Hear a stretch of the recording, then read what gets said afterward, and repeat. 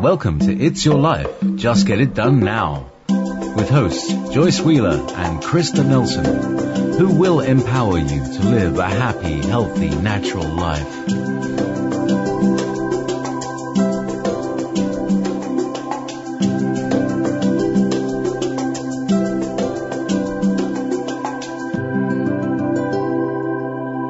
You're listening to Wolf Spirit Radio. Welcome. I'm Joyce Wheeler, your host, and this is It's Your Life, Live It to the Fullest. Today is Friday, April 22nd, 2016. You listen to Wolf Spirit Radio and Haggy Shack Radio. Please remember we're listener-sponsored station, so click that button, the donate one over there, and show us some love. Tonight I have with me Janina Ward, and she is a traditional naturopath and holistic healthcare practitioner based in Arizona. She holds a Bachelor of Health Science degree, a Master of Health Psychology degree, and is currently pursuing her Doctor in Mind-Body Medicine from Saybrook University.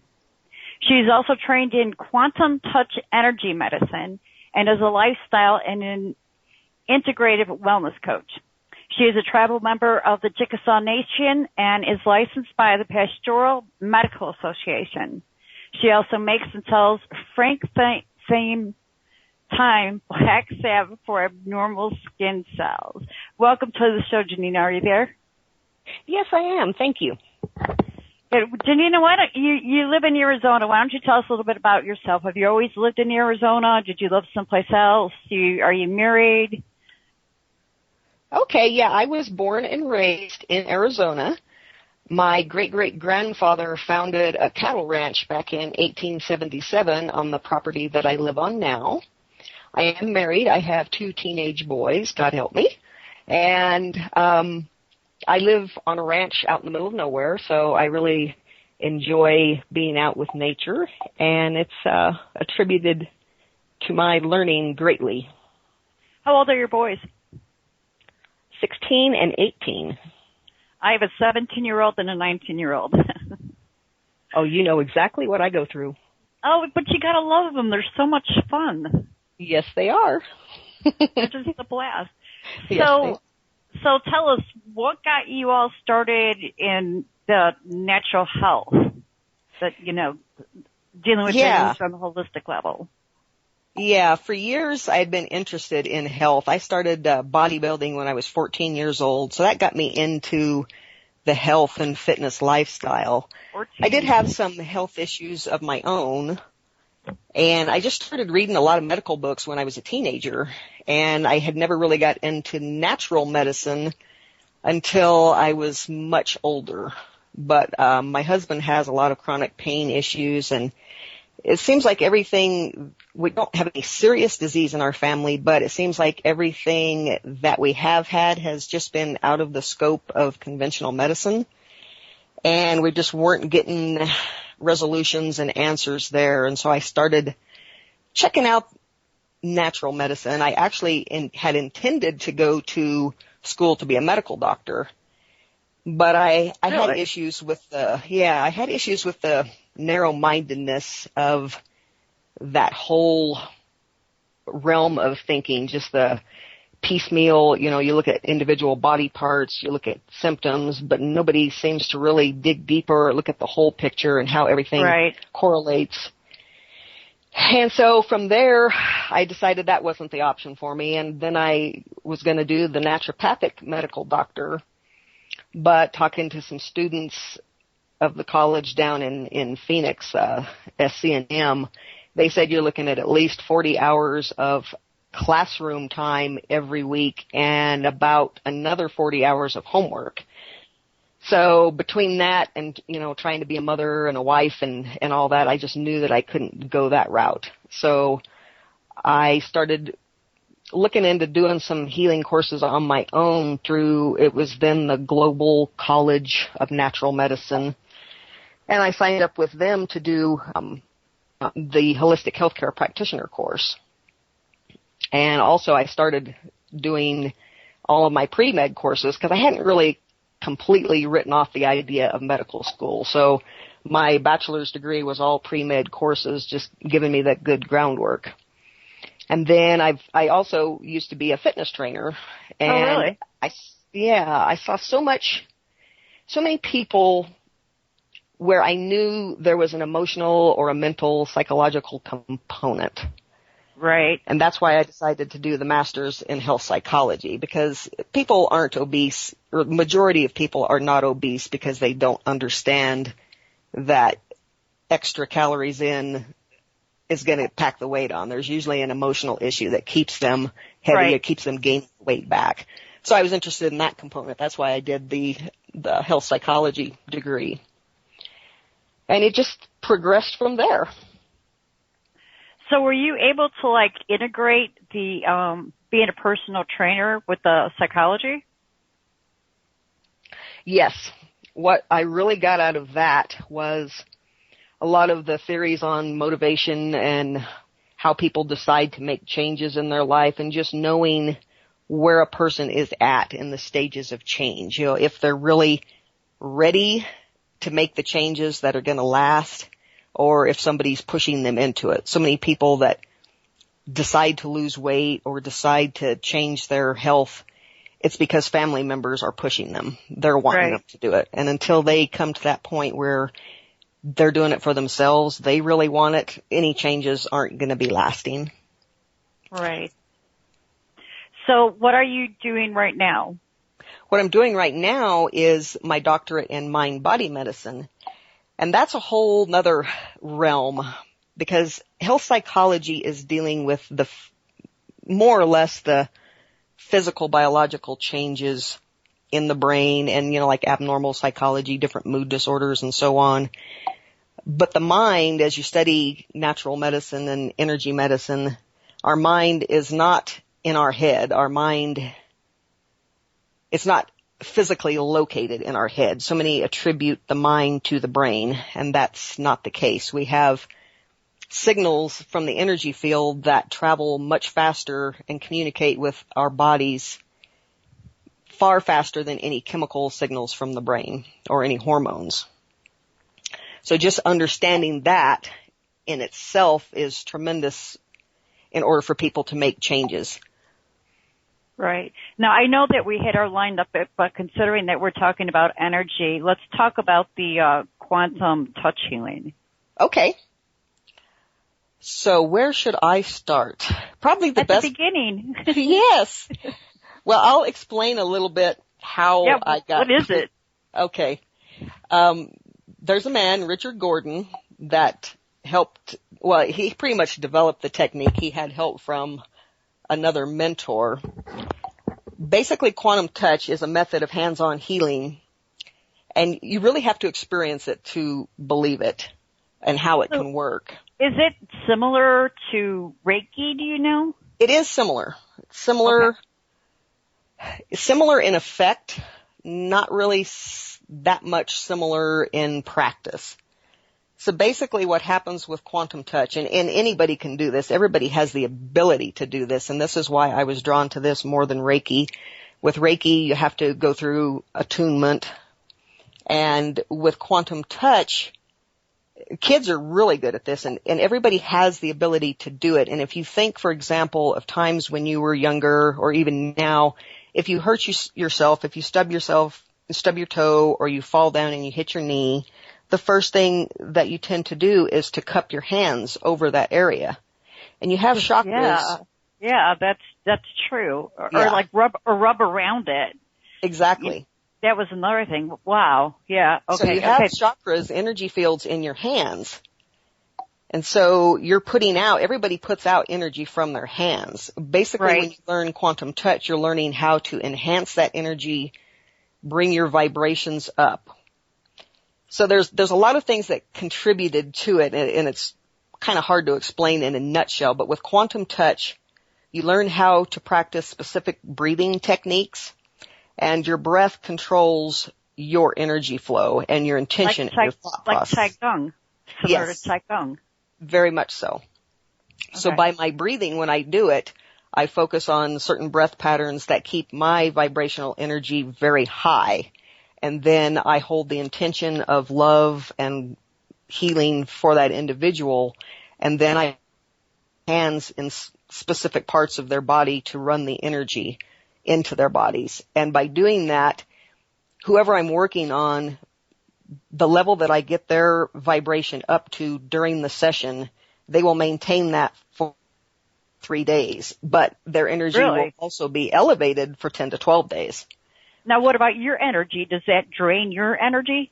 No, and that's the biggest difference between quantum touch and Reiki. I know several Reiki practitioners that say that they can only handle so many clients a day because they get drained. And if they're dealing with somebody that has a particularly high level of negative energy, a lot of times they can absorb that and it can suck their vibration down. By the breathing that I do during quantum touch, that keeps mine up. So it's that I'm constantly generating that energy vibration during the session, which keeps my vibrational energy high enough.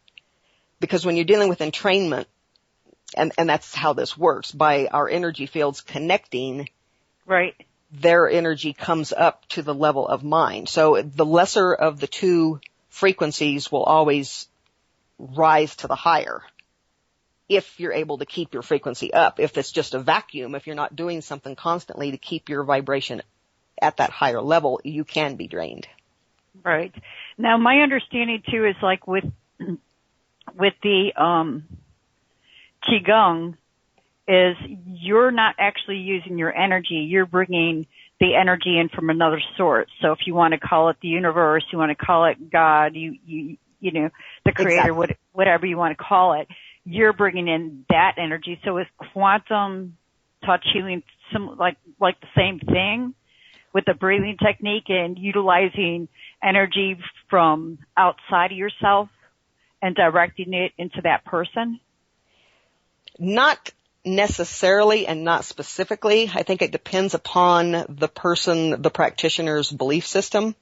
With my own belief system, I am Christian, so the way that I do it when I'm doing my breath work is I view the energy as I'll explain one of the breath techniques. When I breathe slowly in and very deeply, and exhale slowly and deeply. And I visualize the energy coming up through the earth, through my feet, doing like a whirlwind around my body. So It goes up through all of my chakras. And then I visualize it going out through the top of my head, through those top chakras, up through God, Jesus Christ, back down through and out my hands into the person. But there's also quantum touch level 2 where you don't even do touch. It's all just non-touch, and you can do distant healing with that. So you don't actually have to be in contact with a person to do it. Right. So what's the difference then between quantum touch healing and, say, Qigong? Because that philosophy seems very similar with the breathing technique, the slow breathing in through the nose and filling up the lungs and the stomach with air and then slowly releasing it out and building the energy and the chi up in the body. So how is it different from quantum touch? Okay. So I had a lot of revelations on that when I had a biofeedback course, and we were dealing with a lot of different breath work techniques, and in my mind-body classes. One of the best ways for people that are having anxiety attacks or, just to control their stress in general is to control their breathing and start to do deep breathing. When you do deep breathing, that makes changes in your nervous system, in your parasympathetic and your sympathetic nervous system. And there's an equalizing of those. So many people are stuck when they're in that stressful mode or in a panic mode. They're in that fight or flight process. And by breathing differently, it immediately calms that down. So as you calm that down, that enhances your energy field. So I think so much more of it is related to the breath, really, than wherever you want to believe the source of that breath is. If you are a biblically based person, you realize that when the Bible talks about the first man being created, that God breathed the breath of life into him and he became a living soul. Everything's connected to the breath. And when your breath is gone for a certain amount of time, you're dead. So It all comes back to that life-giving force. My own view is that we were given that life and we keep sustaining it by that breath, but in so doing, we're controlling our energy field and enhancing that without even realizing it. Right. There's a comment in the chat that Reiki is not supposed to be personal energy. It should come from a higher power. She says at least that's what she was taught. So isn't it just depending upon the healer? You know, just like with their belief system. Yes. Okay. Yes. So then Reiki, quantum touch healing, and Qigong are very much related. The only difference I'm seeing is that I don't know that much about Reiki healing, but I do know with Qigong and then the way you're talking about quantum touch healing, that breath is involved, which is important for us to higher our vibrational frequency. Yes, and there are a lot of Reiki practitioners that do quantum touch as well, and the comments that I've heard from them is that the quantum touch training greatly enhances their Reiki ability. So I'm guessing that probably comes from the fact that it is keeping their vibration up higher, so that whoever they're working on does not drain their energy out. So Reiki does Reiki use the breathing technique? I mean, not to my knowledge it doesn't, but maybe there's something I don't know. I had a basic Reiki class and they did not teach us anything about breath in that class. Okay. All different modalities of Reiki are the same or not, but from my understanding, I don't believe that they do. So now with quantum touch, it sounds like there's different levels. Yes. Just like with Reiki. Yes. Now, honestly, I learned how to do quantum touch just from reading the first of Richard Gordon's books called Quantum Touch. And I was doing it fairly well just from that before I ever took the workshops to learn how to do it. So that's what I was really drawn to, is that it's very easy to learn. It just takes a lot of practice. It's very basic. Just the fact that everybody can do it. It's just about learning how to channel the energy better, and you always want to have loose hands when you do it. A lot of people make the mistake of having their hands really tight on a particular area, which actually blocks some of the energy. Right. So, I just lost my question. It was related to the quantum touch and the Qigong. Do you think those two are very closely related? I mean, it appears to me from what you're saying that they are. I think all energy work is very much related. It just depends upon the method that you use to deliver the energy or to help whoever you're working with. It's just a method, I think. I think the end result is basically the same. So how old were you when you started doing this? The quantum touch? Yeah. Oh, gosh. I believe I started that about 3 years ago, and the reason that I began investigating it is with my husband's chronic pain. My initial thought process before I learned quantum touch was you just get in there and you massage an area and you rough it, loosen it up, and you get it to relax. But when you're dealing with somebody that's in such extreme pain all the time, they don't want to be touched that way. Right. So what I would do, his shoulder would be really cranked up at night and tense and tight, and he couldn't sleep. So all I could do was just put my hand on there, and I would just lay my hand on there, and I had no idea what I was doing. I didn't know I was doing anything. I was basically just trying to soothe him, I think. And in the process of doing that, his shoulder would just immediately relax, and he would go to sleep. And I thought, well, that's really interesting. Huh. And then his condition had progressed to where he had to get several vertebrae in his neck. He had to go in and get the nerves coming off of the side out of each facet. They were greatly impinged upon, and he was getting a lot of pain, so they had to go in and clear out the calcium deposits and everything to relieve the pressure on the nerve. And prior to one of these surgeries, every evening about 6 o'clock or so, his shoulder would start spasming really bad. And it was so bad that if I put my hand about a foot away from his shoulder, it would really start acting up. It was almost like I was a marionette and I was making his shoulder jump even worse. So that told me there's some kind of a connection there, because I wasn't doing anything. I wasn't touching him. I thought, I've got to investigate this. And that's when I just went on Amazon and I started researching different books on energy medicine, and I liked what I saw with the quantum touch, and I bought the book and I read it and I started practicing. And as time allowed me and I found availability of the workshops in Arizona, I signed up and took both the quantum touch level 1 and level 2 classes to learn how to do it really well. So how is your husband now?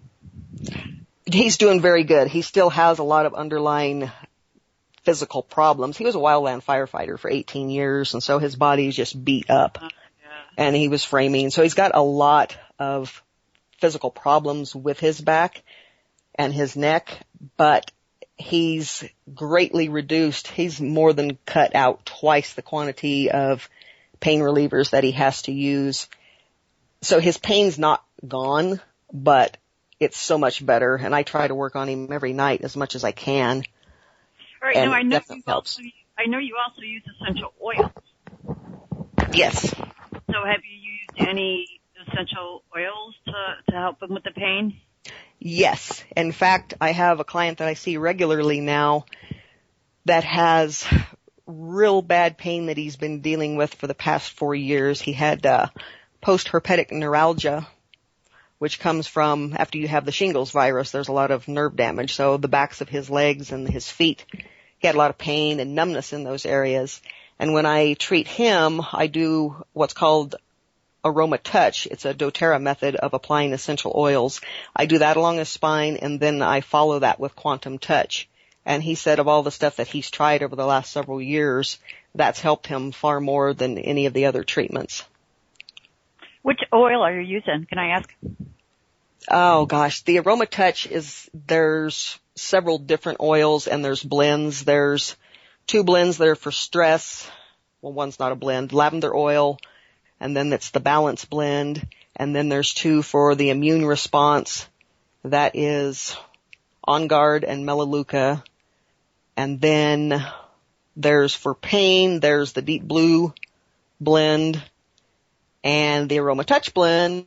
And then I finish it off with wild orange and peppermint. So you use all these oils on this gentleman during a session? Yes. How long does a session last? A quantum session is an average of 45 minutes, but that's not necessary for it to work. I've worked on people. I had a friend that she had hurt her low back, and her pain level was about level 8, I'm going to say. And I said, well, let me try this on you. And I had my hands on her low back for, it couldn't have been any more than 10 minutes. And the pain was greatly relieved after that. And I checked with her several days later, and it was still much better. Wow. That's amazing. I find that amazing that we could actually heal people. But, then that goes back to Yahushua, in the Bible when he touched people and he healed people. Exactly. He knew about the energy. He knew about the frequency, about the vibration. And that's why he could walk on water. Exactly. There is so much that we're capable of that we just don't even know yet. And Yahushua said that. He told his disciples, so you could do all this and more. Exactly. And I always wondered about that, what he meant by that. And as I start learning about all these things, I'm like, this is what he's talking about. Right. And you think about the woman that came up to him and just touched his robe and how he felt that energy going out of his body. That's really interesting because I've heard different viewpoints on that because he had touched, saying that she actually touched the, because the Jews, they wear the tzitzits on the 4 corners. And I've heard people say that they believe that she had just touched one of his tzitzits. And it was just her belief.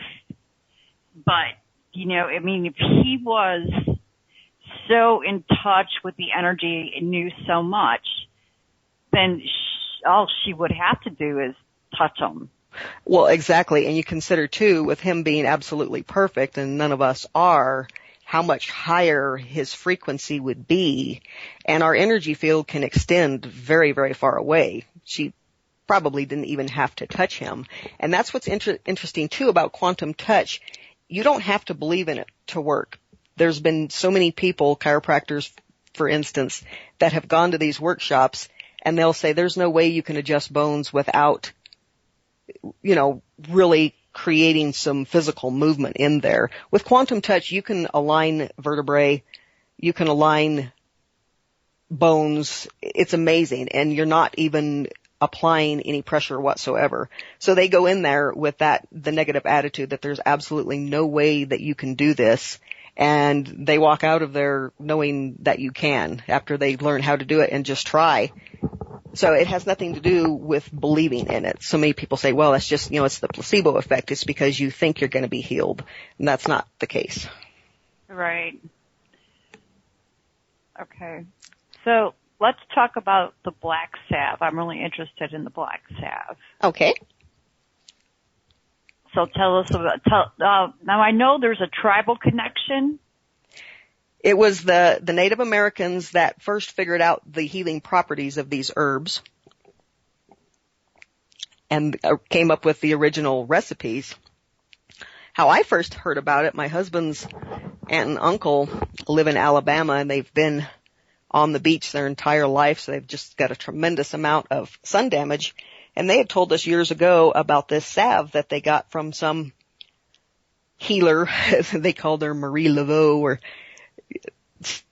that effect. And they described how they would put it on certain areas of their skin and they could actually see movement in the skin and it would draw out. What? Yeah. And I thought, oh, whatever. There's no way. Now I've never actually seen stuff move like that myself, but there's a lot of skin cancer in my family, and I had heard about this stuff, and you look it up, and there's all kinds of negative stuff, and people say it doesn't work, and I just found some recipes, and I started playing around with it and alternating the recipe and adding things with my research that I had learned on different herbs, different medicinal properties of herbs and essential oils.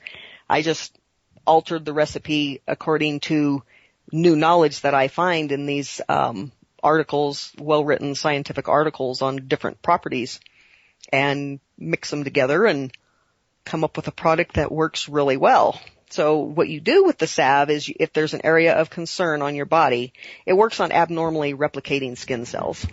So a lot of people buy it thinking they can just put it on any old mole and it's going to take it off, but it only reacts with cells that are abnormal in nature. So you apply the salve to an area, you cover it with a bandage for up to 24 hours, and then you take the bandage off.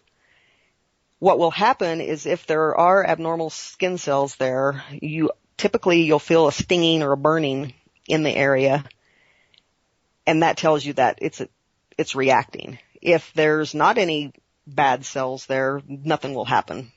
You'll wash it off and your skin will look the same as it did before you applied it. What will happen after that, though, the herbs and the oils work systemically, and it will continue to react. Typical reaction time is 3 to 5 days. The area will fester. It'll get all pussy underneath and ooze, and it'll form a scab. Sounds attractive. Yeah, exactly. This is not something you want to do on your face before you have some big speaking engagement. Oh, no. So what you do is you just let it do its thing. You don't disturb the scab. You let it fall off on its own. And then it will, if it goes undisturbed, it will create usually an almost perfect little circle that looks like you took like a little mini cookie cutter and you cut out the area of skin. It's not bloody. It's not messy other than the pus and ooze, the initial reaction there. And then that scab will fall off and it just closes up on its own. Really? Yes. So now I was on your website and I was reading about the plantar's warts, that it also works on plantar's warts. And now what I was seeing from the pictures on there, it looked like it was pushing the warts out from the skin. What it will do is it will continue to react until it gets to the root of whatever is going on in that area.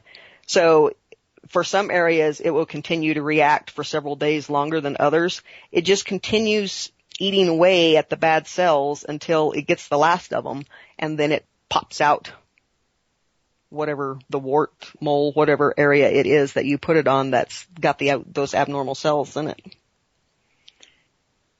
But is that what it's doing though? Is it's like pulling it out? Because I've seen the pictures I was seeing, and I've heard people talk about it, that actually it gets to the point where you could just pull it out? Or is it the same process we were talking about, like with the skin cancer, where, just heals up the skin? The clients that I have sold the salve to that have used it on plantar warts, I've never used it on one of my own, so I don't know from personal experience, but what they have told me is they've had to reapply the salve in a different fashion. So rather than putting it on like you would do on a different type of area, they put it on, they cover it for 24 hours, and then they reapply it for several days, and then it continues to work to pull that out. So it's a little bit different process and a little bit different application, but the end result is the same. So are there other things that it works on outside of skin cancer and plantar warts? Skin tags works good on those. Really? Now, I make a healing salve also, and mine works on skin tags too, but it does not completely take them away. It just puts them down to nubs. Okay. So does your salve completely take the skin tag away, or is it just reducing it like my salve is, just to a nub? Honestly, I haven't used it on any skin tags because I don't have any. I've had people tell me that they've used it on them, and they haven't told me, but I have a chiropractor that buys it from me. And if I recall, he didn't indicate that there was anything left as far as a nub. Yeah, so what is in your salve that you use for those? Plantain, marshmallow root, and comfrey. Okay. I just put comfrey and plantain in my salve also. Well, I infuse olive oil with it. Okay. And then I use the infused oil, and then just either beeswax or emulsifying wax. I'm guessing that it's probably the bloodroot herb that accounts for the difference in reaction as far as getting it all out, because that one is specific to abnormally replicating cells, which is the case with skin tags also. Right. But, comfrey works like that too. It's very good at rejuvenating skin cells very rapidly, and which is one of the reasons why you don't want to use comfrey on an open wound, because if it's infected, it'll actually go ahead and seal the infection inside the skin. Right. But with the abnormally replicating skin cells, they're not dying their normal cell death. They're not going through the normal apoptosis that they're supposed to. So what's happening with the bloodroot versus the comfrey is working on actually healing it, but the other is working kind of in a reverse process where it's stopping the cell growth. All right, gotcha. It's getting those cells to die the way they're supposed to so that the new cells can be replacing them. Right. Okay, so is there anything else that that people have used it for and had success? I have had people use it on surfaces that were beneath the skin, where there are cysts and different things of that nature. I have to watch my wording, of course, because certain things get upset if you use technical terms for some of these things, but If you're dealing with something underneath of the surface, there's a little different application process. If you're dealing with an area that has a surface contact, the salve goes to work very quick. If it's something that's deep within the body, under several layers of skin, there is a different process as far as the application, similar to what you do with the wart case, where you put it on. You have to give it more time to allow it to reach deeper into those layers so that it can get deep down. Right. In the so tissue. Is there a different process for using the salve depending upon what you're going to use it for? Yes. Okay, so like say for instance I had some skin cancer. How would I use the salve? Well, you would apply, and I always tell people to, if you do suspect that you have skin cancer, you definitely want to go to, dermatologist, your medical doctor, just to make sure confirm what it is, what level it is. When I deal with somebody, with my medical licensing, the PMA, the Pastoral Medical Association, I have people that want specific information on how to apply it. I have them join our free membership program, which basically, I'll read what it says on our sign-up form.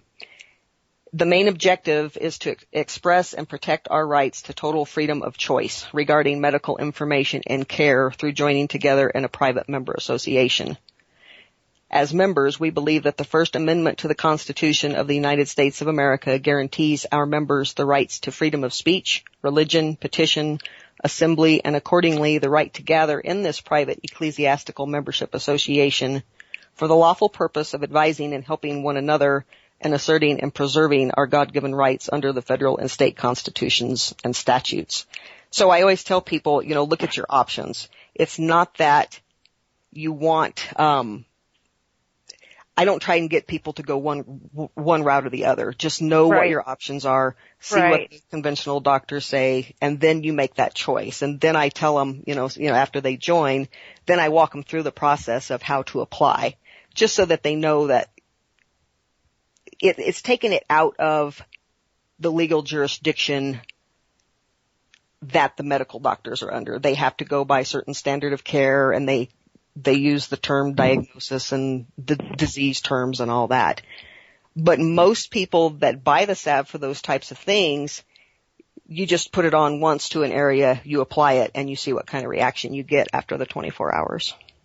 All right, you have a question here. Are you aware of what some call Morgellons? If so, what would you advise, please? I am not familiar with that term. Really? Yeah, what specifically is that? Morgellons, it's like what happens, some of the symptoms is that people, they itch.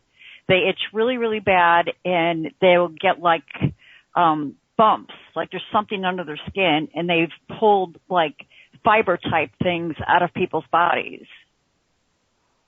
Okay, so I'm guessing that is from some type of an environmental toxin. Oh, that's what they're saying. And actually, Natural News a while back, actually over a year ago, did a thing with McDonald's chicken nuggets, and they found the same sort of fibers in McDonald's chicken nuggets as they were finding in these people. But the thing about the fibers is that they can't identify them. They're trying to say that, it's just, fibers from your couch or fibers from your clothes and all this sort of thing, but they're not. They cannot identify exactly what these fibers are. I know of somebody who told me about a woman that her and her daughter, a very young child, were experiencing these symptoms. And from what I hear, the itching is just horrendous. That's interesting. I'm going to have to research that because there are so many things that we get in our diet from the chemicals, the products that we use out of the air. There's so many different reactions that can happen, and these things can build up in your body, and you can actually have chemical sensitivities and environmental toxins like heavy metals passed from previous generations. Right. Now, see, what I've heard about Morgellons is I've talked to some of the herbalists and natural healers in the area, and they've done, and I can't remember what they used, but they basically did like a detoxification process. So I'm wondering if you bathe with like some bentonite clay, if that would pull them out, or like using activated charcoal. Right. There's a lot of different cleansing detox programs that I do with people, and most of those are essential oil based. But when I get clients that come in that have just a host of all these chronic disease symptoms, and they've gone through all of the conventional medicines, testing and treating, and they're not getting anywhere, a lot of times it's just I'll have them start doing a detox from the bottom up. So I'll have them do a colon cleanse, and then a GI tract cleanse, and then the liver, kidneys, and so on. And then there's some different things essential oil products that I use for doing like skin cleanses as well. But those things you have to be very careful with that, because most of these people are so toxic that you have to go slow and you have to do it in a process. Right. Let's talk about, well, we were going to talk about detoxifying, but we kind of got on the subject. So you're talking about going slow, and that's one thing. My husband was suffering from mercury poisoning from the amalgam fillings in his teeth. And they had talked about one particular way to detox, and I'm trying to, it begins with a C. That's all that's coming to my mind. But his, the person he was talking to, one of his friends back in Tennessee, owned a health store, and she was telling him how, well, he would go there and use the foot bath ionizer. So that's what he started detoxing with. But there was something else that they wanted to do, and it was like, no, because it detoxes the body too fast. So what happens when a body detoxes too fast? Well, when you're releasing so many of those things so quickly, your liver has to process all of that. So if you're killing off things and pulling things to the surface too quicker than your body can excrete them, then you get sick, and that's when you get all the reactions. And that's what turns so many people away from doing any natural healing, because they'll try some of these things, or they'll do some type of a cleanse, and they expect to immediately feel better, and they feel like, a freight train hit them the next day. So what I always tell people to do is go real slow, drink a lot of water, because you have to provide the means for your body to excrete. So you excrete through your breath, you excrete through perspiration, urination, defecation, all those different methods. And I had one client that was getting really sick after doing some detoxing, and first thing I asked her was, how much water are you drinking? And she wasn't drinking enough. So it's just a matter of detoxing at a pace that your body can excrete the dye off from, like with a candida cleanse. Oh, yes. Oh, I'm sorry. Somebody just put it in the chat. Yeah. Chelating. That's what it's called. Oh, chelating. Yes. Thank you so much for that. Yeah, chelating. I was told that that's a very harsh way to be detoxing from heavy metals, because it's just too fast, and like you're talking about, people getting sick.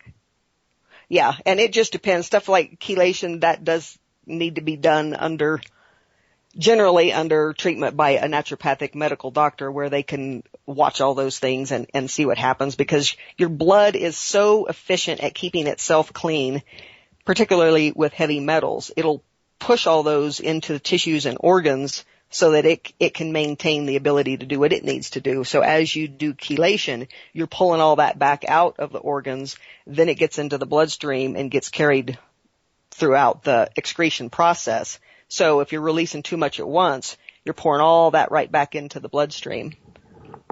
Right. Another thing that my husband had experienced and that we found out was that toxins like heavy metals will hide themselves in fat cells. And what he was experiencing was that when he started working out, he would get sick, and he would say, I feel like I have mercury poisoning symptoms. And that's when he did some research and found out that what was happening was when he worked out, because the toxins were in the fat cells, they were releasing back into his body.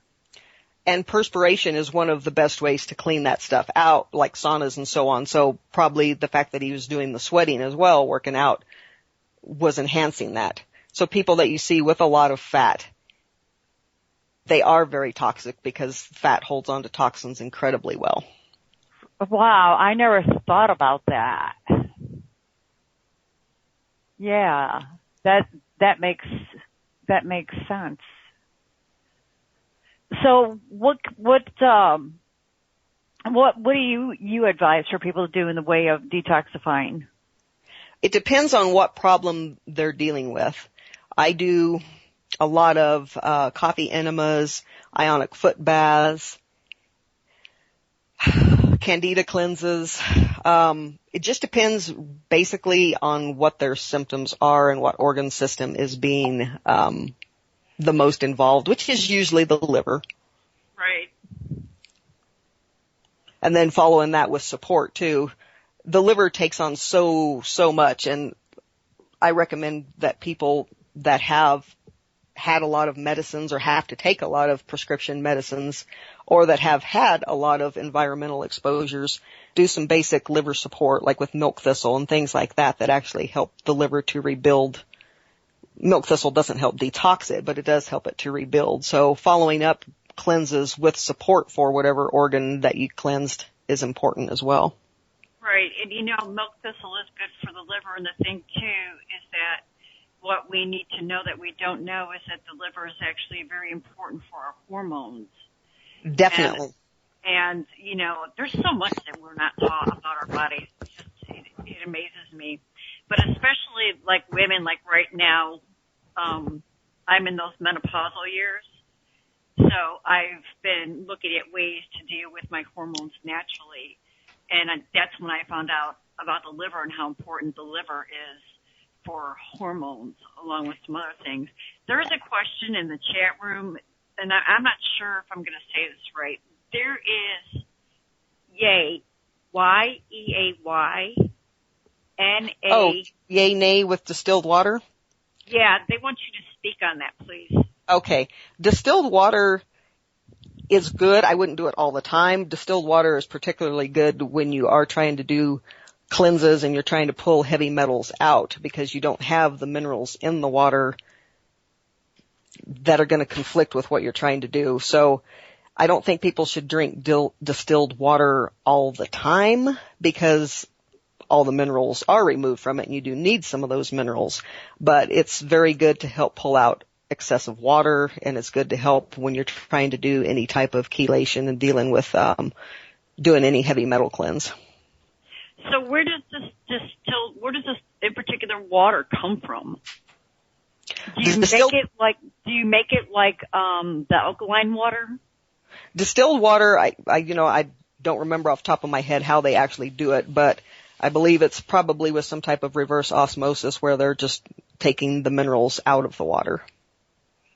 So is there do you have to buy this at a specific place, or I've never heard of this before. This is new to me. Oh, really? Yeah, all grocery stores here in Arizona anyway carry it. When I used to do bodybuilding competitions, I would use it just to help pull the extra water retention out. Huh. It makes you urinate a lot more because it's pulling the excessive water out of the tissues. That's very interesting. Wow. So not only is it detoxifying you, but you're also getting rid of weight loss. Yes. Not a permanent weight loss because it's not fat, but hey, sometimes anything helps. Oh, I agree. I totally agree. Okay. And back to what you were saying with the liver and the hormones too. So many times people that have high cholesterol issues is actually because their liver is there's so many of our hormones that are fat soluble. And so if there's a breakdown in the hormone process somewhere else, thyroid, whatever it may be, a lot of times the liver tries to compensate for that by increasing the cholesterol levels, thinking that, okay, hey, there's more fat here. Come on, where's the hormones to bind to it? Right. And another thing, because I just got done, when we talked the other day, I told you I just got done with that women's summit, and they were talking about the hormones. And one thing they had made mention about, too, is like with the synthetic hormones, or even using natural ways of dealing with of replenishing hormones, they were saying that it's not really a good thing, because then your body's like, oh, well, she has enough of this hormone. I don't have to make it. That is true with pretty much any hormone therapy. If you're getting it from an external source, your body's going to see that as, oh, hey, we don't need to make it anymore. But when you're dealing with menopausal, and I'm there too, I had surgical menopause done a few years ago, and when there's not the organs there to make those hormones, what are you losing? You're not shutting down something that's not working anyway. But like with the bodybuilders that do use anabolic steroids, they're taking in all those extra hormones on top of what their body is producing, and then their body does shut down production of its own testosterone. But once you are off of the synthetic or natural hormone for an extended amount of time, if your body has the ability to make those hormones again, it will begin to do that, because it's getting the hormone messengers out there looking for the hormone. They don't see it. And so then again, production is begun again. Right. But, you know, they were talking, it was interesting because one thing I didn't know, I've been working out since I was 17, and I found out that actually working out helps your body to produce hormones. Yes, definitely. So I was just like, wow, this is excellent, you know, this is so cool. And one of the speakers had recommended that women should eat like 3 to 4 cups of greens a day, like kale, spinach, bok choy were the ones that she mentioned. Right. So many women run into problems with estrogen dominance, and that was a problem. I had to have the hysterectomy because of severe endometriosis, which is also linked with estrogen dominance. So your body is making estrogens, and you also get estrogens from other external sources as well, but it's not excreting them, so there's a buildup. But if you take in a lot of green vegetables, that helps to bind to the excess estrogen and flush that out of the body so that you have the right balance. Interesting. There's just so much we don't know about our bodies. Oh, it's amazing. I mean, we could learn for years and years and years, and there's still so much to learn. You're right, and because I have the Heavenly Body skincare products, if anybody's interested in those, you can go to heavenlybodies7.com and check those out. And because of the summit, I went ahead and I did some research because they were saying how the hormones affect your skin. So you can have different issues with your skin and think it's one thing, but, you know, my thing too is because the skin will detox the body. That's kind of a way of going to be like, hey, there's something wrong, but it could also be the gut bacteria, you know? Right. So we've got 5 minutes to break, and I want you to be able to go ahead and give your contact information. So if people want to contact you or visit your website, where should they go? Okay, so my main website is matrixofholistichealth.com, and I'm going to type that in. And Are you then, on chat? Yes. Ah, cool. And to purchase my Black Salve, you go to bloodrootsalves.com. Those are my 2 primary websites, and I have links on those as well for information like with detoxing and different things of that nature. Right. So, and you're also on Facebook? Yes. So we'll put the Facebook, you want to give that address while I copy and paste here? Oh, shoot. I don't know it off the top of my head. I'm going to have to find it here. It's facebook.com Frankentime. So actually, if you wanted to search for her with the Black Salve, they could just search for Frankentime. Either, if you do a search for Frankentime or just Matrix of Holistic Health will find me. Or my name, Janina Ward, should pull me up as well. Right. So, okay, we've got 4 minutes till we go to break. When we come back, we're gonna talk about hypothyroidism type 2, which I'm interested to learn more about. And yes, that's a very interesting topic. Yeah, and there was something else that I also want. You do workshops and classes where you are. You know, I haven't had the time to do that, but that is something that I want to do in the future. Well, maybe we should talk about that and about what you want to do, and maybe if you have anything planned for doing online, maybe like a distance class. Those are becoming really popular. That is something I definitely want to do in the future. Yeah, that's something that's becoming real popular now, is doing that. And what about webinars? Do you do any webinars? I haven't, but that's in the plans as well. It's really just a time factor. I keep waiting for somebody to give me a 36-hour day, and I keep asking for that, and nobody's done it yet. And I have no concept of time. A month can go by, and I think it's been like 5 days. So. Well, you know, the thing is that with the concept of time, that's a relatively new concept to begin with. You know, I mean, it's like it was Exactly.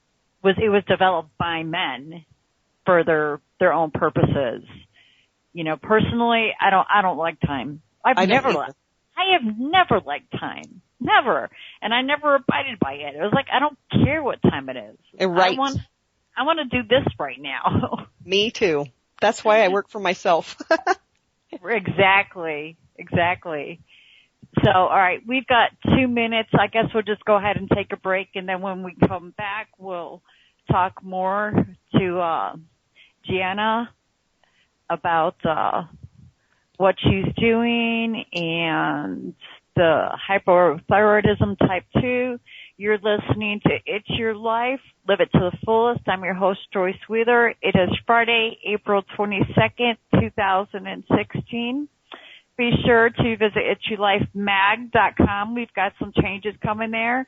And you're going to want to get your skincare products with the power of Shungite over at heavenlybodies7.com. And we will be right back with Janina Ward after this music break.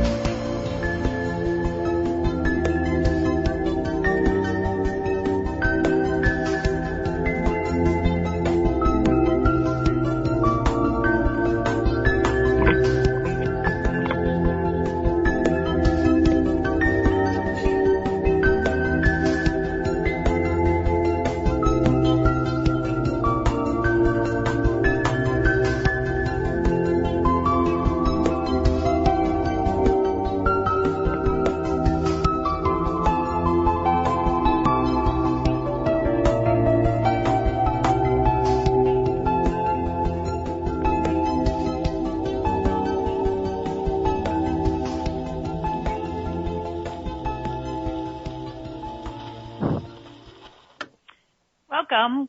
We're back.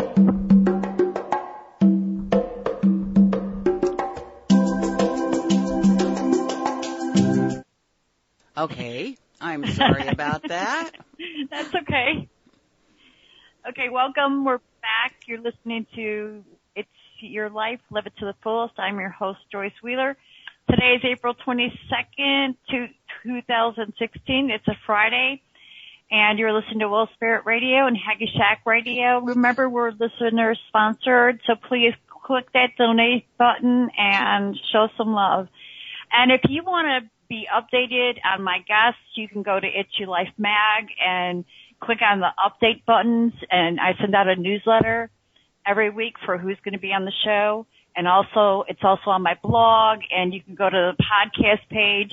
You can listen to previous podcasts. I don't have all of them up there right now, but because the wonderful Colleen just recently told me how I can go ahead and get them up there.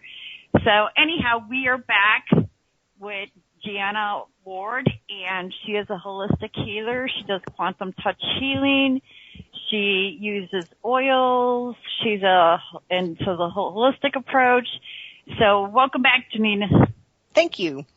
Am I saying your name right? Janina. Janina.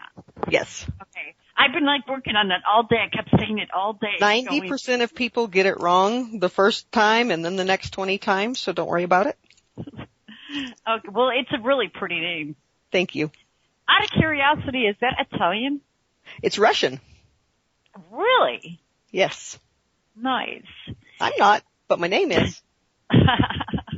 That's really funny. I was going to name my daughter Shannon, and because I really liked the name, but I went, we're not Irish.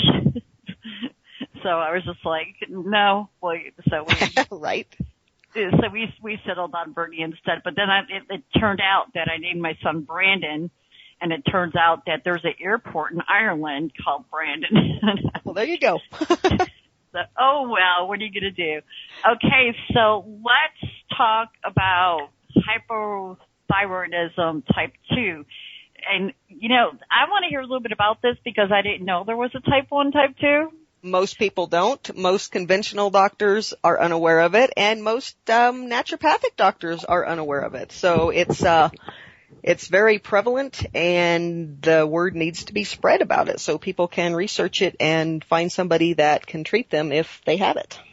Well, first off, let's talk about what exactly is hypothyroidism. Okay, so hypothyroidism is when your thyroid hormones are too low. Hyper is when you have too many.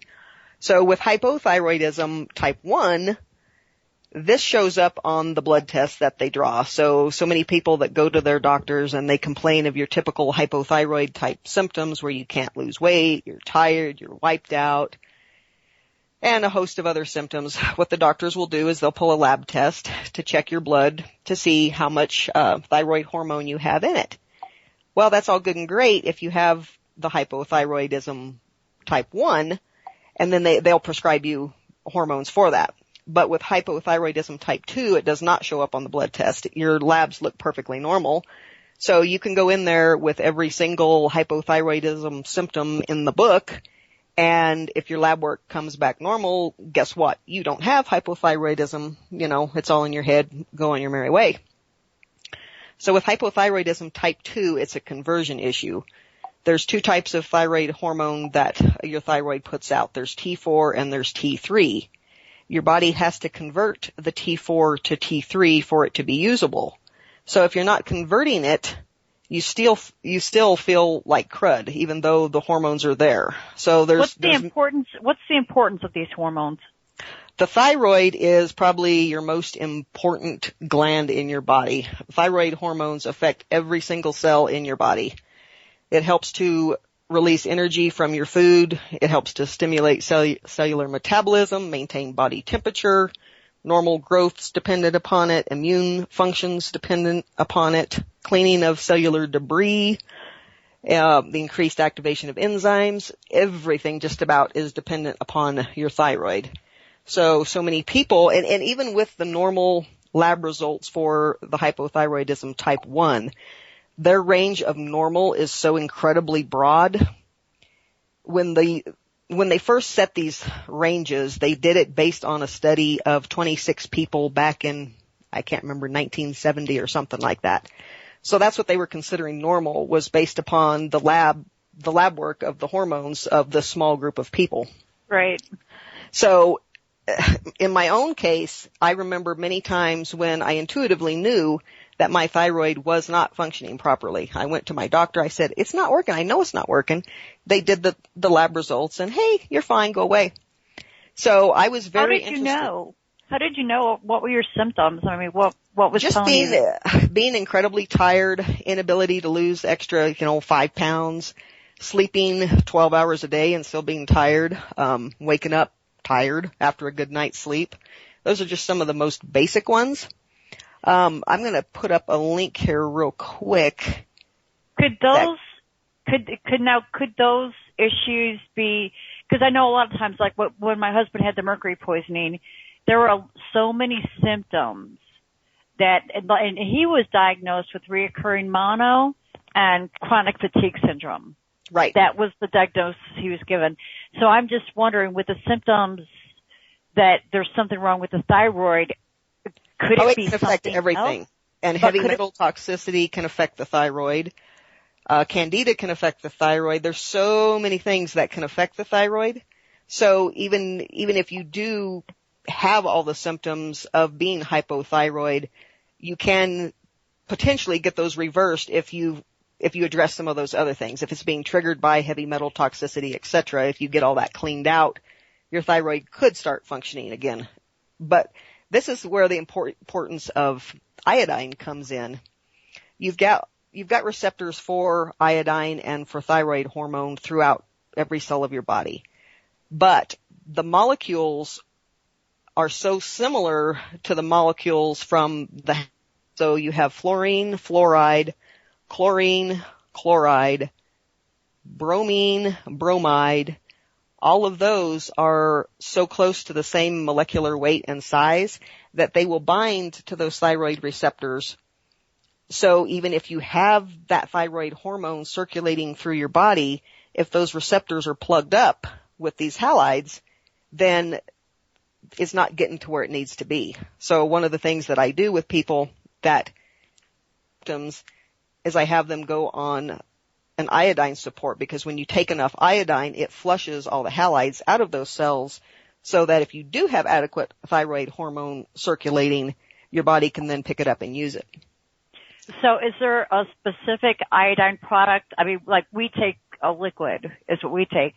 Is there a certain product that you personally like? Yes, there is. Dr. Tennant, he's a doctor out of Texas, that wrote a book. He wrote several books, in fact, that I highly recommend.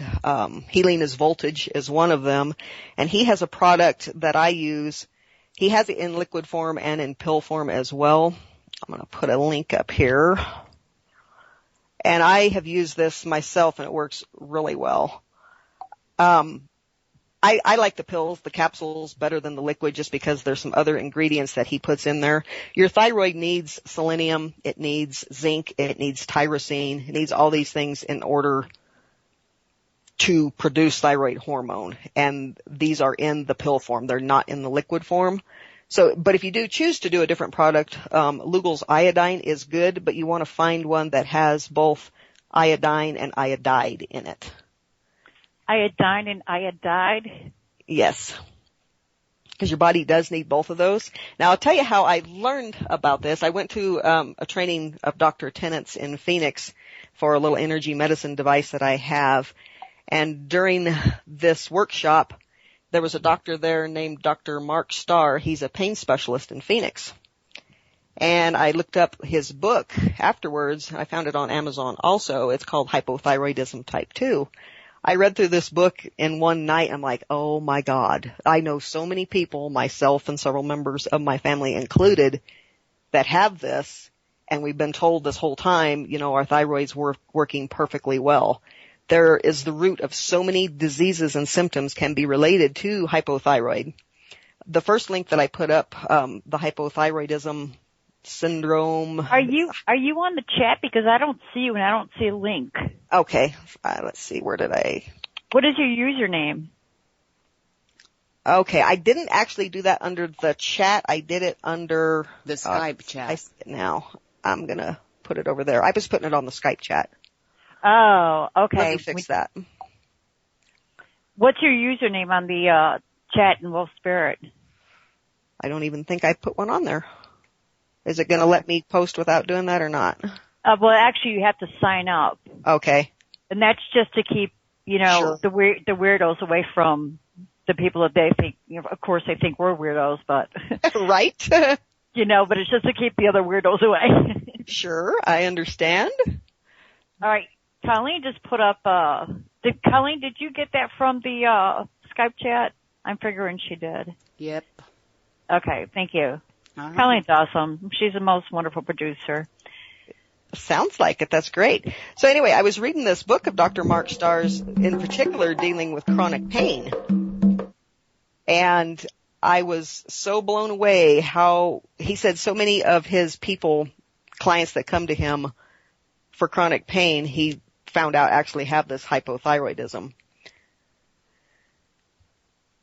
So as I was reading through that book, there's so many different things, including the endometriosis that I had to have the hysterectomy for, that are directly linked to hypothyroidism type 2. So are you kicking yourself now, realizing that you could have done something naturally instead of going the path that you went? Definitely, because trying to find a right balance of hormones has been very difficult. I do the bioidentical hormones. Now, see, those are the ones that were talked about in the summit, that they were saying those will stop your body from naturally reproducing them. Well, sure, but in the first place, who cares? Well, I do. I want my body to continue working the way it's supposed to. Sure. I'm not having fun with this menopause stuff. This is just not a good time. Not a good time for me. I'm like, I'm going, okay, now I can understand why older men go for younger girls, considering what we go through in our bodies. And it's stuff that we can't control unless we know what to do about our hormones and how to tend to them. We can't totally control what's going on in our bodies. And, it's a little frustrating. It's very frustrating. Like in my case, my doctor opted to go ahead and take out my ovaries just because that would prevent me from ever having ovarian cancer. Well, I didn't know anything at the time. I didn't know that my ovaries could continue to help me out a little bit and that I actually needed them. So looking back, if I still needed the hysterectomy, I wouldn't have gone for a full hysterectomy had I known what I know now.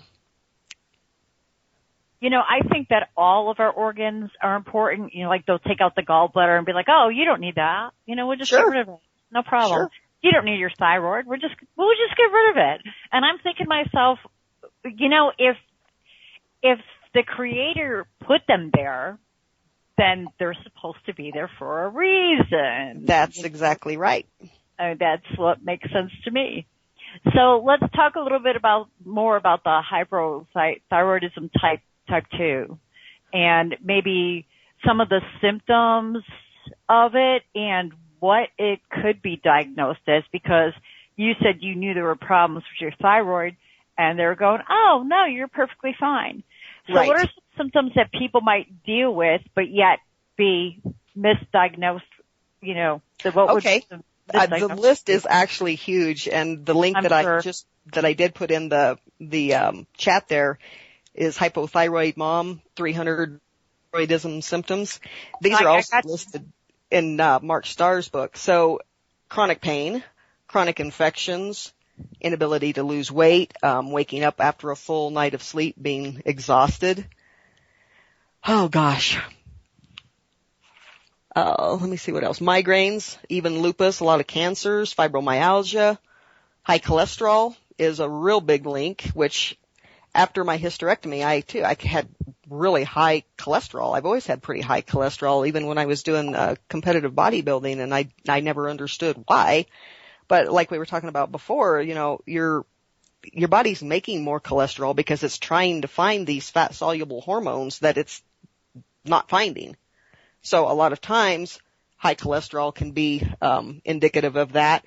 In fact, in one of my books on it, I'm not sure if it's marked stars or not, but it says many people, the first symptom of hypothyroidism type 2 is, they end up with a heart attack. So really, it's the link is just tremendous.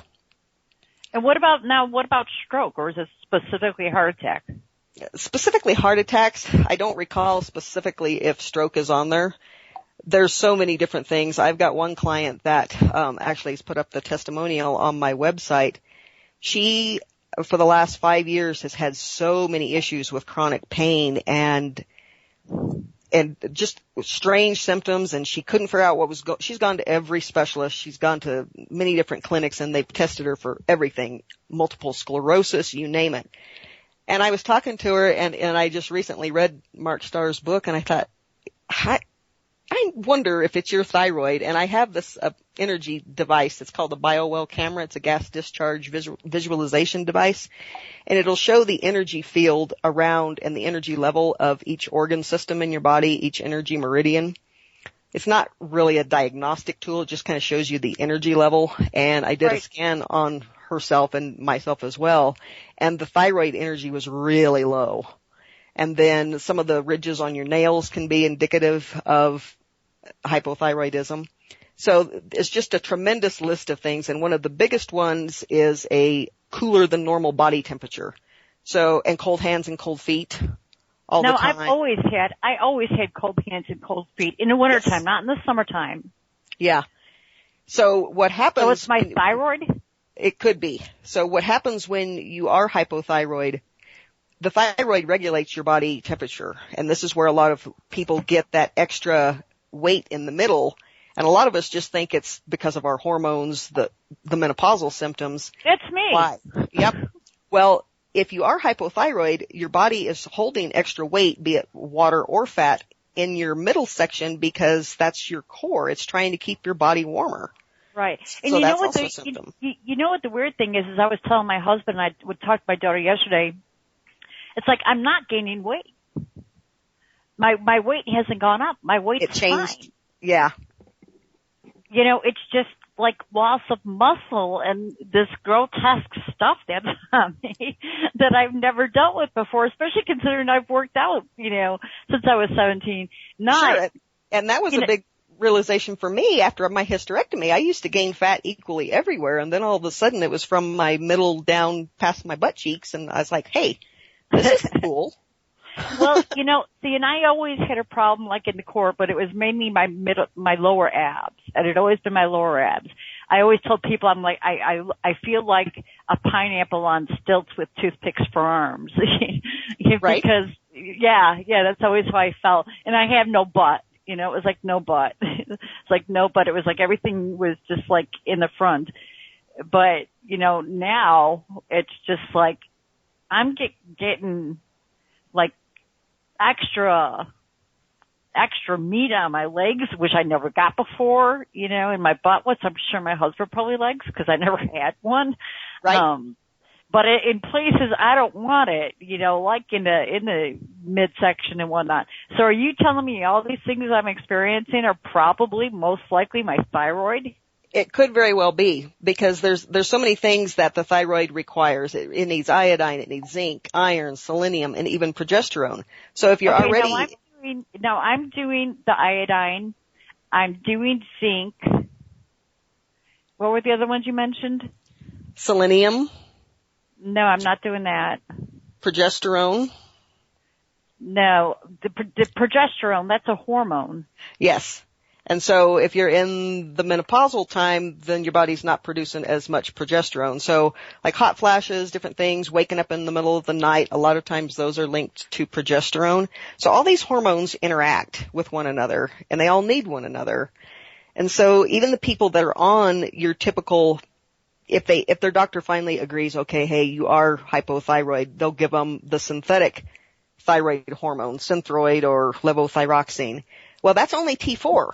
So many of these people that are actually being treated for hypothyroid, if they're only getting treated with T4 and they can't convert it to T3, then their labs look perfect, but they still feel like crap and they still have all the symptoms, but Right. that's all their doctor is going by is those lab results. So that can be a problem too. So if there's people out there that are taking the Synthroid and they still feel like crud even though their labs are good, they might want to consider talking to their doctor about like Armour Thyroid that actually has the T3 in it as well. So there's things that you can do if you are a poor converter. You don't necessarily need thyroid hormones, but by taking the iodine, by taking extra selenium, zinc, tyrosine, the actual thyroid hormones are made up of a molecule of tyrosine, and if it's the T4, there's 4 iodine molecules. If it's T3, it's tyrosine and 3 iodine molecules. So if you provide all those building blocks, that may in itself help you out with the hypothyroid symptoms. So there's so many different ways that you can deal with it.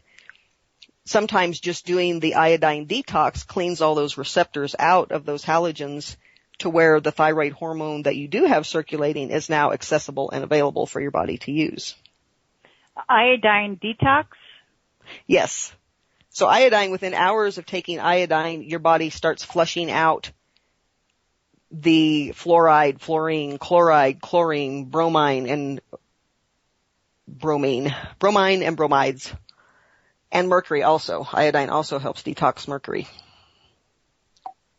Well, As cilantro oil, I see somebody put that. Cilantro oil is also very good at mercury. Be cautious of zinc amount for as metal. It does interfere with cognitive function. I know this in Reader's Digest books, Foods That Harm Foods That Heal mentions caution Alzheimer's. Yes, so anybody, when you're taking any extra minerals, you do have to be cautious of that because many different ones will bind. So if you have an excess of iron, it's going to affect your zinc levels. Extra zinc's going to affect your copper levels. There's so many people, children that are diagnosed ADHD that actually have either excesses or deficits in copper. So it's not something you should just go out there and treat yourself with, but just like a nominal dose of zinc just to help your thyroid out. And one thing that you can tell if you do have a zinc deficiency, little white spots on your nails. Oh, really? I'm sitting here looking at my nails. Mm-hmm. Well, speaking of white spots, now I had read while I was doing my research on the hormones in the skin, that one thing that will happen is like you'll get that discoloration in your skin. So the light spots on your skin is also indication that there's a thyroid problem. Is that correct? It can be. There's so many different things, and like so many different diseases out there, there are so many overlapping symptoms, like ADHD and bipolar. There's so many overlapping symptoms, and a lot of times if you have one, you have the other too. Well, I don't know about you, but see, now my stepson was diagnosed with ADHD, and they tried to diagnose another one of my kids with ADHD. And it's like, if I knew what I know now then, I would have never put my stepson on Ritalin. Right. Because I really, I don't think there's anything such as ADHD. I personally think it was the pharmaceutical companies going, let's diagnose them like this. Not only just the pharmaceutical companies, but those children, they're very smart. Right. And they need to be challenged. And when they're put in these settings in institutional schools, they're made to conform, and they're not conformer. They're not conformers. Sure. And there's different learning styles too. Some people deal better with tactile learning versus visual. And so if they're told to sit still, they can't learn unless they're touching things. So I have a couple trains of thought on that. I do believe that ADHD is a real problem, but I think it's incredibly over-diagnosed. I think so many times, probably the majority of times, there is underlying nutritional problems. So many kids, number one, that they are claiming are ADHD. Their parents are letting them jack up on sugar and, all these different things that affect. Right, but definitely. also, there's also DNA pathways too. There's methylation issues, there's detox issues. So some people don't detox certain metals as well as others. So even though their intake seems to be normal, and it doesn't seem like they're getting excess copper or zinc or whatever from external sources. If their body is not excreting it properly, that can create these buildups in these systems. And you think about all these mental problems and mood disorders that get diagnosed when someone's 20, 30 years old. If you look at that from the perspective of these DNA, the methylation and the detox issues, if your detox pathways get plugged up in the first 30 years of life, then you start getting these symptoms from all these excesses. So that's a whole nother topic, but oftentimes these diseases can be linked to just issues, and I use the 23andMe DNA analysis. You can get that done with a spit test, and there's another link that they have where you can plug that raw data into another site, and it'll tell you what your specific mutations are and what they're linked to. So in my case, I don't detox ammonia well or sulfur well. And I always wondered, certain times during a month, there would be times when no matter what it seemed I did, all of a sudden my body odor was just horrific. And I talked to my naturopath about this, and she said, you're not detoxing, and she had seen my DNA analysis, and she said, you're not detoxing sulfur. Well, then I started thinking about it. Well, it was after I ate a bunch of dried fruit or something that was high in sulfur, and I was not detoxing that properly. So that's where that extra came from. Wait, dried food or fruit? Dried fruit that they use the sulfur in. I don't know. I don't eat dried fruit. Maybe it's a good thing. Yeah, there's a lot of most of them have sulfur in there as a preservative. And you can get the stuff that doesn't, but it costs more, and I was too cheap at the time, so I wasn't that concerned with the sulfur until I smelled horrible in spite of 5 showers and tons of underarm deodorant. Yeah, there's a question on the chat board. How can one do kinesiology testing? Yeah. Okay. That's a very good question. A lot of people can do the muscle test simple where, you hold a substance and you have your arm stuck out to the side and then you have somebody push on it. If it goes weak, then that product's not good for you. In my quantum touch class, actually the instructor, this isn't a quantum touch method, but she taught me a method of energy testing, which is what kinesiology is. It's called the sway test. Now, it doesn't work for everybody, but it's the only energy test that works for me. If you stand up in the room and you just make the statement, yes, yes, yes, and you just relax and see which direction your body sways, then that is your yes. If you stand and you say no, no, no, you'll sway a particular direction. Now, be careful. Some people are very reactive with this and might actually fall over. Half of my family it works on, the other half there's no reaction whatsoever. Okay, I want to share this with you when you're talking about that. I had to cleanse my house from negativity, and I could not find a smudging stick. So I thought, you know what? I'll use essential oils. I'll get some sage essential oil, and I'll go ahead and I'll use it to detox the house. Well, I went to my essential oil lady, and she didn't have any sage, but she had juniper and she had white angelica. She's doTERRA's competition. Still living young.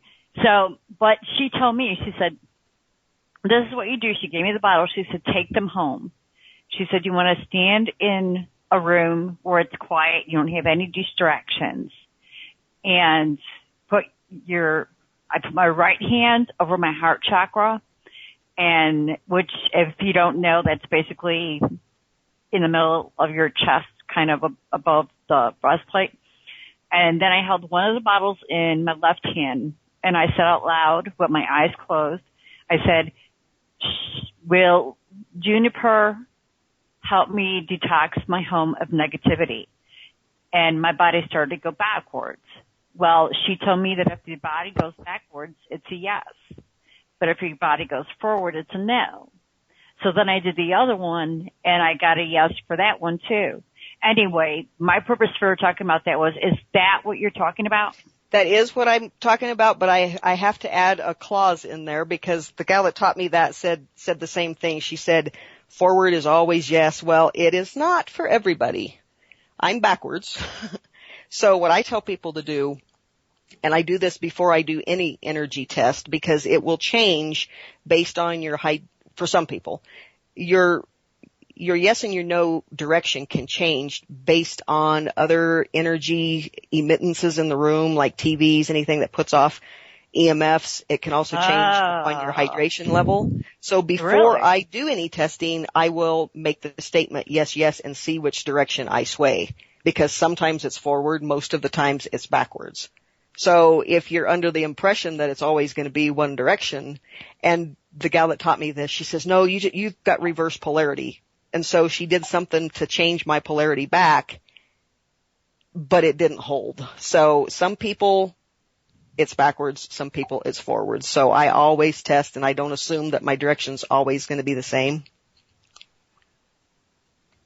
Right. Colleen made mention, she said, did I say backwards was yes? She said I would think forward would be yes and backwards would be no. And typically forward is yes for most people. Yeah, yeah. And the backward is no. Yes. Well, But there's an exception to every rule, and that's usually me, so. Well, to me, it's like, yes, you're going to go forward to it. And if you say no, you generally back off something. That's what my mind would do anyway, I would think. And most people's does. I'm abnormal. I admit it. We're all abnormal. Okay. Weirdos. Yeah, because one of the tests that she had me do down there, she was demonstrating to the class how this test worked. So she had me say something ridiculous like, my skin is purple, and then I got the positive reaction, and she's like, what? What's going on with that? And then she had me say my name. I said, my name is Janina Ward, and I went backwards, which is, in her mind, it was a negative. And she says, are you adopted, or do you have a problem with your name? I said, no. So then she figured out that my polarity was reversed, but my polarity is not reversed all the time, so everybody's different. Right. I want to go back to talking about the thyroid for a Sure. moment, and the iodine. And what about radiation? Radiation has a big effect on the thyroid. Sure.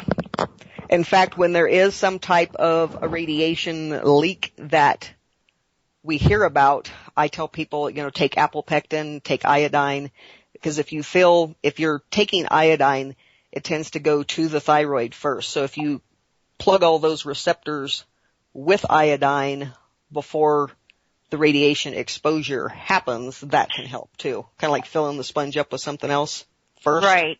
Right. Because it's like my husband's son, he's a ER doctor, and he said that they're seeing a lot of thyroid cancer. Yes. And, my husband's really big on keeping track of what's going on with Fukushima, and Fukushima's not talked about. They act like everything's okay and there's nothing wrong there. Right. And that's not true. No. They also act like it's not affected everybody else in the world, and that's Right. not true. And as a matter of fact, we have a Geiger counter in our house. So, like on days when it rains, the levels will go up. Like right now, it's sitting at 24, and that's a normal background reading is 24. But there's times when it rains that it'll go into the 40s, almost into the 50s. And if we take it outside, it'll do the same thing. And the same thing when the wind blows. Right. So, and of course we do have natural radiation, like we have a brick fireplace. So there's, my husband knows he's the radiation guy, not me. But I was just wondering, do you think that no matter whether you have an issue with your thyroid or not, would you tell people that they should be taking iodine? And yes. If so, how much? Usually about 12, I believe it's micrograms, or is it milligrams? I always get confused on those. I'm looking at the ones that I take here. I think it's milligrams a day, because even the food that we get, even if you're eating a really good diet, the soil is so depleted of iodine, and you need it. Right. You have to have some. And at that level, you're not going to get too much, but it's enough. And that's what I actually use for detoxing. It takes about 3 to 6 months for your body to fully saturate with iodine. So it's not something just take it for a month and call it good. I actually started getting, for about 2 or 3 months, I had an elevated body temperature when I started the iodine because I was detoxing. And in my previous years, in my 20s and 30s, I drank tons of diet soda. And so that stuff was being detoxed also. So I kept asking my naturopath, I said, why do I have a fever? I was running 99 degrees, 101 or 100.1 every day for about 3 months of doing the iodine. I didn't have any other detox symptoms, but she said it was just the detoxing, getting all that stuff cleared out. Just my body was flushing all that crud.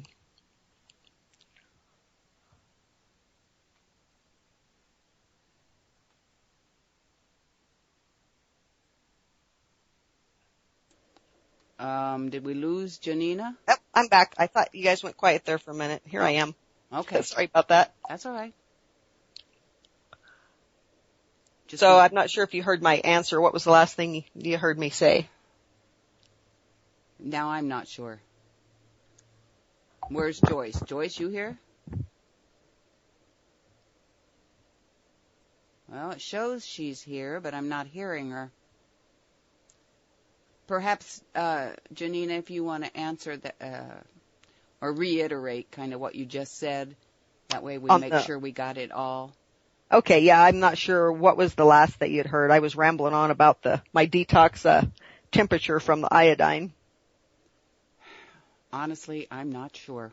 Okay, well, what I was saying was with iodine, you need to take it, if you're doing it for detox, you need to continue it for several months because it takes 3 to 6 months for your body to fully saturate. And it is water soluble, so it's not like it's going to build up. You're going to excrete the excess. But when I did it, for probably the first 3 months that I started, I had an elevated body temperature every day of 99 degrees, 100.1. And this was attributed to the detoxing that I was experiencing from the iodine. See, now I have some here. Somebody suggested I start taking it, probably 3 months ago. Well, no, 3 weeks ago. I don't know how much to take, though, so I usually just a couple drops on my tongue and then get something to drink with it real quick. Yeah, or you can take it in water. The liquid kind that I have, I believe it's 5 drops a day. Okay. There's no recommendation of dosage on the one that you have? Well, I don't know, because the print's so small. Right. And sometimes I just don't want to put that second pair of glasses on top of these. I understand. And there's a test that people can do too if you take like a thin area of your skin, like the underside of your forearm or your abdomen area if you've got fairly thin skin there. And if you apply like a Lugol's iodine topically and see how long it takes to absorb, if you absorb it and it's gone in, just a few hours, then need it. But if you put it on and it's there, the next day, then you probably are getting enough iodine. Okay. Well, I'm old and I have thin skin, so I'm going to try that here. And there's another thing that I learned about the iodine too. So many people are suffering from, they don't have enough stomach acid. Well, your stomach needs iodine in order to make stomach acid. So there's several things that you're doing when you take the iodine. You're also allowing your body to make enough stomach acid. So that's to help your digestion, correct? Exactly. Okay. Can I just interject something here? Now that you're back, yes. Well, because I realized I was muted. I thought that we were supposed to watch a language on Well Spirit Radio and Haggy Shack Radio. Colleen used the O word. Which O word? Oh, that O word that we're not supposed to say, the O-L-D. Oh, I am proud that I am old, okay? You're not old. You're it's mature. Just a state You're of mind. fine Some wine. people see old as wise. negative. I see old as, listen to me, darn it. It's the why. It's the W. It's the I am wise now, not old. Well, There you go. It And doesn't it's bother mature. me. It doesn't And bother me. It's mature. It's like we're a fine wine, you know. When I think of old people, I think of people just sitting around doing nothing. And I know Colleen doesn't just sit around doing nothing. Well, by that definition, you can be old at 20. Exactly. I agree. It's all a mental state. Yeah. I agree. It doesn't matter what age you are. You can be old at 20. Yeah. You can be old. You know, my grandma was like 70 years old, and she was very young to me.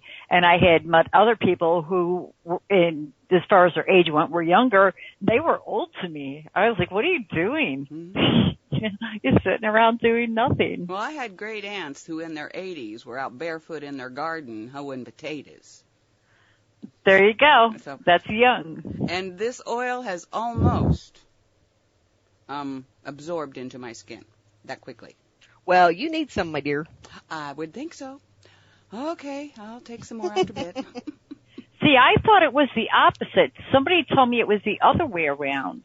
No, if you're soaking it up, you need it. Oh, yeah, just like a plant needs water. Yeah, when you're saturated, it'll still be there. In fact, a little story thinking of the whole iodine connection and thyroid and, my son a few years ago when he was probably 12, I guess it was, we got him some braces. Well, within 2 months, we were in a store and he's like, "Mom, my throat is burning." It's just like this extreme burning. I thought I was going to have to take him to the emergency room. He was in that much pain. And then it went away. And so I started talking to a naturopath that I knew about the energy connection with braces. And she said that anytime braces, for some reason, really affect the thyroid. So when you have metal like that connecting with all your teeth, you're really messing with the energy circuit. So anyway, his thyroid started enlarging, and I decided to try iodine on the bottoms of his feet. I had some Lugol's iodine at the time, and I painted it on the bottoms of his feet every 2 weeks. The very next morning, his thyroid had reduced in size by like half as big as it was. And it continued to go down. And then he's also been diagnosed ADHD, and he had trouble. We would do Bible readings at night, and he'd lose his place all the time. And his vision was perfectly fine, but he kept losing his place, and it really frustrated him to read out loud. And after doing the iodine on his feet for just a little amount of time, all of a sudden he's like, "I want to read it all." And he was just ripping through it just amazingly well. So then I continued to do this on the bottoms of his feet until when he got up in the morning, there was still some left showing on the bottoms of his feet. Well, this last night that I did it, there'd still been a little bit on his feet that morning, but I thought, I'm just going to do it one more time just to make sure that he's got enough iodine. The second I put that iodine on his feet, he started complaining about his stomach hurting. And that told me, wow, that's enough. You know, it's bothering his stomach, and he didn't need any more for a while. Then when we did get his braces off, immediately his thyroid was back to perfectly normal. All right, let me, where did you say to put you said to put it where there's the iodine, where there's thin skin? Yeah, and on the underside where you can see it good, like where there's not a lot of hair, like on the underside of your arm. I put it on the bottoms of his feet at night just to hit all the reflex points for absorption when I was actually treating him with it. Right. But just for the test. And somewhere where the skin's light too, light color. I don't have a lot left. So would it be like on the forearm? Yeah, on your forearm. Like underside the wrist? Of your forearm. Yeah. The wrist? Okay. And so it's leaking. Now there are a few people that are actually allergic to iodine, which is a shame, but a lot of people that think they're allergic to iodine are actually experiencing the detox reaction from the iodine itself, and they think it's an allergic reaction. Okay, now it's still there. It's not really absorbing, but I do take iodine, so. Right. So if it's still there in 4 hours, you're probably getting enough, but if it's gone before that 4 hours is up, you probably are not getting enough. Okay, so 4 hours then. Yeah, that's the time frame that I've been taught. Okay, now my husband was telling me that you shouldn't take so much iodine because there could be complications, not complications, there could be, what's the word I'm looking for? Help me. Interactions? No, not interactions. Well, maybe, I don't know. What happens if you take too much iodine? You usually just excrete it out. It doesn't build up in your system like if you were to take too much iron or too much of a fat-soluble type of vitamin. So it's kind of really like not B12. If you get too much B12, you're just going to urinate it off. Right, you're going to, yeah, because it's a water soluble. Right, and if you get food poisoning, that's also a real good thing to do, is to take some oral iodine, because it's very antibacterial in nature as well. And I've heard, I haven't tried this, but if you put it on like snake bites and, what's the other? Snake bites and spider bites, that it actually diffuses the venom. I hope I never have the opportunity to try this. I knew it. I told my husband. He was going on about the snake in Florida, that if it bit you, it's venomous and you're going to die. And I said, I bet you there's something natural out there that will combat it. And he was like, no. And yes, I was like, and yeah. voltage can do it as well. Not that you want to stick your finger in a light socket, but what about activated charcoal? Yes, that too. Activated charcoal would help it. Yes. So you could put that on the bite, and you can also take it internally, correct? Yes. See? And he's sleeping. He's going to be up to go to work. Oh, well, you're going to be telling him later. Yeah. I'm going to say, I see. I told you. So, okay. So, have we covered everything about the thyroid and iodine, or is there anything else that you want to cover about that? We've got, oh my gosh, we only have 10 minutes left. Oh gosh, I'm trying to think of what else. There's so much that I could go into, but I don't know if I could get it covered in those few minutes there. Well, we can have you back on the show. That's not a problem. Yeah, and I'm going ahead and adding my websites in again on the chat, because I didn't do it on the right chat here. Okay, I'll go ahead and do that. No, you did. I see it. I see the metrics holistic. Okay. So, real quick, are you going to start doing any courses or that are going to be able to be done on the internet? It's probably not going to be until the middle or late of next year, because I'm still getting ready. I'll be graduating with my doctorate next year, and until I'm done with that, my time is really full between practicing, and I do my schoolwork about 30 hours a week, so I just don't have the time right now. But once I do finish with my graduate degree, I do intend to set up something like that. Okay. Is there anything else that you want to leave the listeners with? Just to definitely support this show. This is a wonderful opportunity for all of us to share experiences and knowledge, and there's so much to learn, and this is how we learn, from sharing things with one another, because I don't care how many books you read, there's personal experience. It's like every time sometimes I teach essential oil classes. There's so many ways that the essential oils help that you don't even know until you start sharing stories. So I want to thank you for having this. It's a wonderful opportunity, and thank you for asking me to participate. Well, I thank you for being on the show, and I just want to say that actually the way that we met was because I called her to advertise in the magazine, and Yes, and I was so surprised that somebody was offering an ad for such a reasonable rate. I'm like, yes, of course, good grief. Well, yeah, because, like we had our conversation, it was like we want to help the smaller people, because we feel that it's the people who aren't big, huge corporations are the ones who really care. They're the ones who really have the knowledge that they can share with other people, and they know about what they're doing. If I call a restaurant to be put on our places to eat page, and I say, do you just serve organic food? And they're real transparent, and they'll be like, well, not everything here is organic. Well, okay, can I come in and get a full organic meal? Yeah, you could do that. Okay, well, that's what I want to know. Those are the kind of people I want to do business with. If you call a big corporation and you ask them specific questions about certain things, can I get back to you? Exactly. They don't know, So, we want to deal with people like you and help people like you, because you're us. So that's our goal. That's what we're doing. We are revamping at itsyourlifemag.com.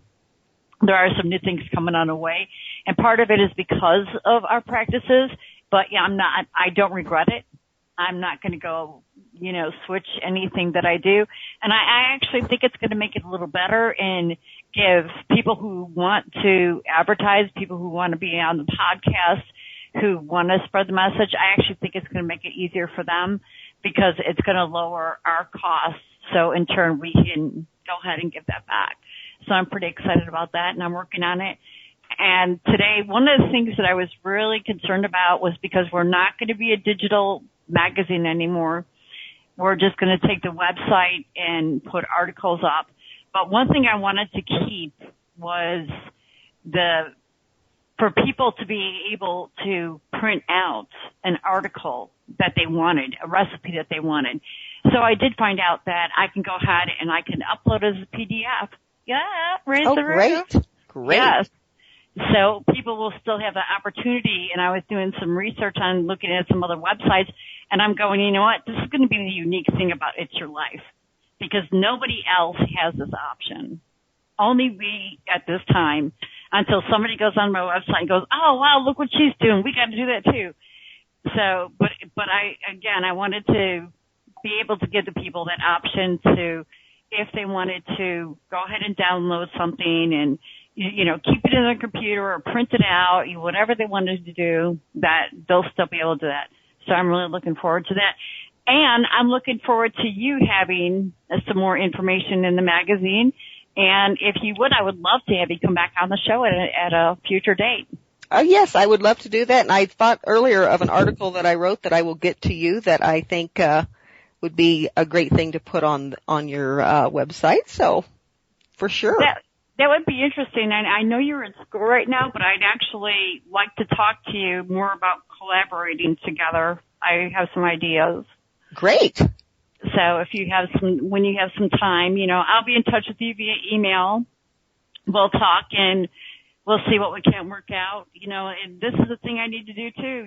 If anybody is out there, if you have a suggestion for a guest, a topic you want to talk about, you can just throw me an email at publisher@itsyourlifemag.com. I'd really love to hear any suggestions because, I'm real busy, especially with dealing with the magazine and dealing with the Heavenly Body skincare products. And that's another thing, the skincare products, they are infused with shungite. So you want to go to heavenlybodies7.com. Check out the healing salve with the warmer weather coming and the bugs coming. It's excellent on bug bites. You rub it on there until the itching stops. You'll never have a bite mark. So, lots going on, just real busy. I'm sure you are too, Janina. Yes, I'm always busy, and my husband just looks at me. He's like, will you just sit down? Every time I go to do one of my detox foot baths, I never realize how long 30 minutes is until I'm sitting in the same spot for that long. I'm like, my gosh, this is ridiculous. But you know what? For me to do the foot bath ionizer and to detox, it's just like, oh, great, I get to write a blog. Right. And I'm always doing something. I'm not just laying there. I'm reading a book or I'm doing this, that, and the other, but still it's like I haven't moved in 30 minutes. But usually it's like I haven't moved in 10 minutes. Is that like your favorite detox process is the foot bath ionizer? Personally, it is mine because I just feel like it's not invasive. You don't get a lot of sick symptoms that you get with a lot of the other detoxing processes. Definitely. And I actually have had some people, especially those like with Lyme disease and particularly toxic, really have some detox reactions from just a 30-minute foot bath. But myself, really, it's gentle and I've seen such amazing results. And I tell people I have tried to find scientific articles and things that will back up the ionic foot bath, because you look it up, everybody says it's a scam, whatever. I just tell my clients, I say, you know what, you just try it. I said, there's absolutely nothing out there that's going to tell you how it works for sure or how well it works. Just try it and see what you think, and not a one of them has not had a positive experience with it. What? they've all just, oh wow, this works great. I did it on one lady that had a gigantic knot from rheumatoid arthritis on her wrist, and we weren't expecting anything to happen after one foot bath. She's like, look, my knot's gone down. It's reduced in half. I'm like, wow, I did not even expect that. So you just never know what's going to happen, but it's always good. Yeah, I love the foot bath ionizer, and I'm so glad that Randy's friend introduced him to it. And actually, you know, I'm trying to figure out how to do this without giving a plug for anybody, but you know, I do have a page right now on the website for a foot bath ionizer if anybody's interested, and I guarantee you it's a great investment. Though be warned, there are certain people who shouldn't detox with the foot bath ionizer, like if you're pregnant, if you're nursing. Or if you have a pacemaker. Exactly, a pacemaker. There was something else too, wasn't there? I thought there was one more. Oh gosh. I've had some people that actually can't handle it. They actually get a shock from it, that are super sensitive to like EMFs, but I mean, it's not like bad shock, it's just like a tingle. Yeah. Or if you're interested, you know, you go to some place like Deanna's place and go ahead and have her do it. You do foot baths, the yes. detoxing, because that's why we had you advertise in, I can't remember which issue it was for the magazine, because that's when my husband did his article in there about dealing with the mercury poisoning, and we were talking about the foot bath ionizer, and we wanted to have advertisers in there so that if people wanted to go ahead and do that, they could. For some reason, I'm getting a echo all of a sudden. I guess maybe it's because it's 8 o'clock and it's Colleen's way of going, you gotta be quiet. I want to go to bed.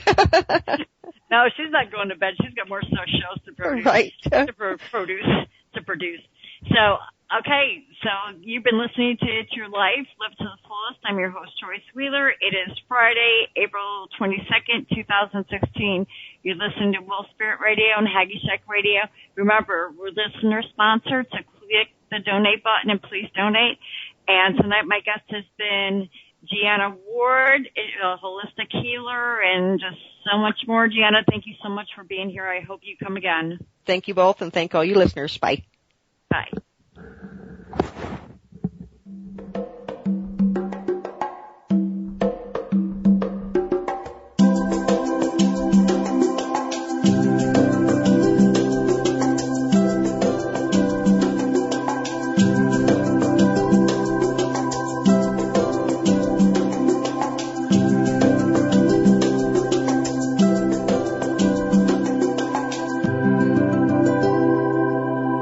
You're listening to Wolf Spirit Radio.